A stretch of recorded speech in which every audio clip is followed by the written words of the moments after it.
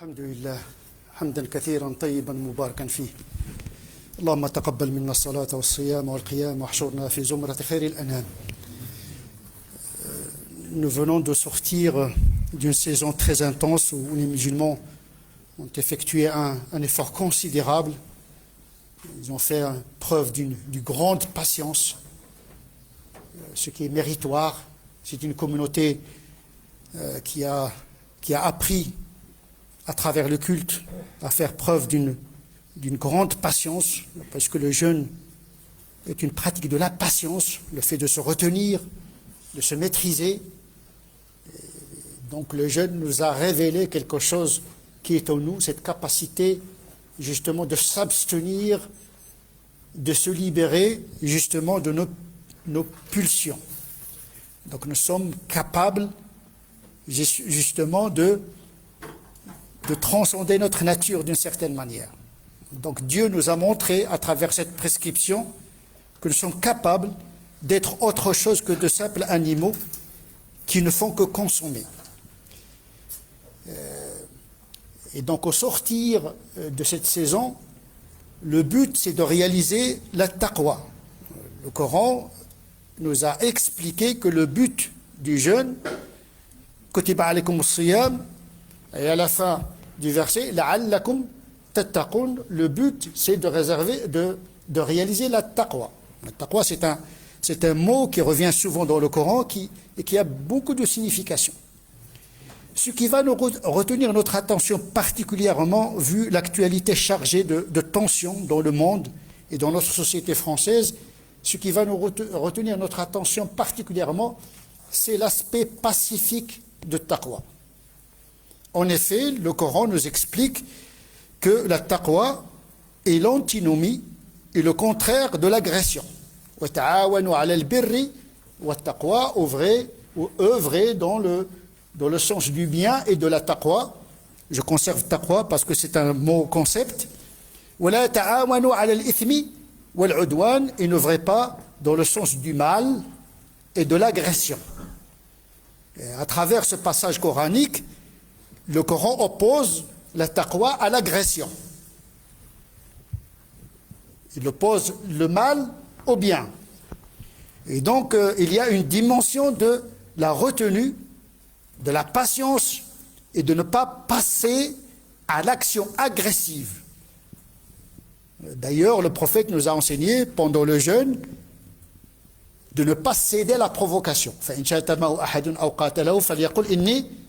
Le prophète nous appelle à ne pas céder justement à la provocation, parce que généralement, quand on entre dans le cycle de violence, il est très difficile de l'arrêter à un moment donné. Et donc le jeûne nous apprend la lucidité et la maîtrise de soi. Donc il y a une portée de l'amn, la sécurité. Et puis il y a une dimension de la paix, as-salam. Ce sont deux notions qui sont intégrées dans la notion de taqwa, qui est la réalisation de la sécurité. D'abord, il faut vaincre sa violence pour ne pas la répandre dans l'environnement. C'est une sécurité, mais en même temps une paix. Ce n'est pas la même chose. La sécurité, c'est l'amn. Wassalam, c'est la paix. وَالْمُؤْمِنُ مَنْ أَمِنَهُ النَّاسُ عَلَى دِمَائِهِمْ وَأَمْوَالِهِمْ. Le prophète nous dit, le mu'min, qui vient de l'amn, c'est celui qui procure une sécurité à autrui quant à leurs biens et à leur vie. Et donc le musulman, il aspire à se sécuriser et à sécuriser les autres également. Mais il aspire également à la paix. Parce que c'est dans la paix où le musulman, comme tout être humain, vit sa vie matérielle et spirituelle. Aucun homme normalement constitué ne cherche la guerre parce que c'est une pathologie. La violence est une pathologie s'il dépasse les limites. Bien sûr, il y a une violence légitime, celle que nous devons effectuer contre nos propres démons. Il faut se faire violence pour tenir un certain équilibre, une paix intérieure. Mais attention, la sécurité c'est une chose et la paix c'en est une autre. La paix, ce n'est pas l'absence de guerre.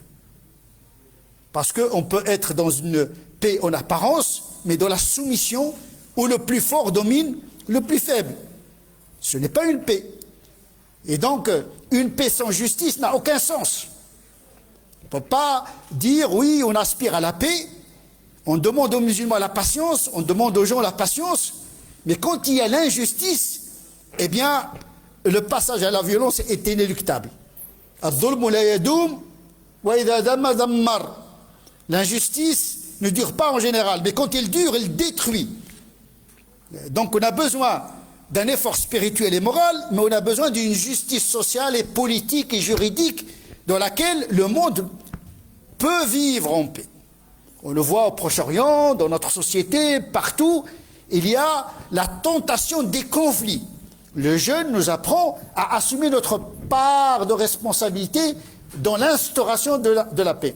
Mais il y a une autre part qui incombe à toute l'humanité, puisque les musulmans, désormais, les musulmans vivent au sein de toute une humanité. Il y a l'ONU, il y a une communauté internationale. Et donc, si d'un côté, les gens font l'effort individuellement de patience, etc., c'est bien le culte, c'est bien la patience, c'est bien la morale, mais quand il y a une morale, mais il n'y a pas une justice, où il y a l'exclusion, où il y a la marginalisation, une injustice sociale, économique, politique, eh bien, la paix n'aura aucun sens. Ça s'appelle la domination. Et donc, il ne faut pas confondre la paix avec l'absence de guerre. Il peut y avoir une paix sans guerre, mais ça ne veut pas dire que c'est une paix intérieure où il y a la sécurité. Parce que les gens, ils peuvent être dans une paix, mais qu'ils ne sont pas dans une sécurité. Et donc la sécurité, la paix, mais également la justice. Ce sont trois éléments constitutifs de la notion de taqwa. Et une taqwa qui se vit dans le chaos et dans le désordre est une taqwa irréalisable. Et donc on a besoin justement que les musulmans également œuvrent pour une justice sociale, pour une justice économique, etc. Donc le culte et la culture, le culte et la morale, le culte et l'engagement dans la société. Le musulman, il est engagé spirituellement, moralement, par le travail sur lui-même, mais il doit être un citoyen également, qui agit sur son environnement.